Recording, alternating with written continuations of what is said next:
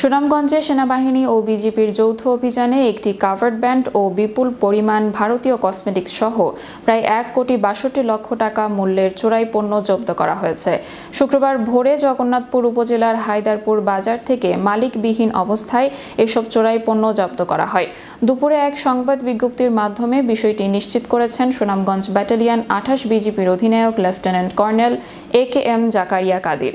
তিনি জানান, গোয়েন্দা তথ্যের ভিত্তিতে সেনাবাহিনীর সহায়তায় যৌথ অভিযান পরিচালনা করে ১৮,৯৭৭ পিস ভারতীয় কসমেটিক্স ও ১৪,৮৭২ পিস কুকুর ও বিড়ালের ঔষধ আটক করা হয়।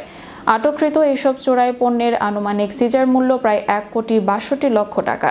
এদিকে সীমান্তে চোরাচালান রোধে বিজিবির গোয়েন্দা তৎপরতা অব্যাহত রয়েছে জানিয়ে জব্দকৃত পণ্য সুনামগঞ্জের শুল্ক কার্যালয়ে জমা করা হয়েছে বলেও জানান বিজিবির এই কর্মকর্তা।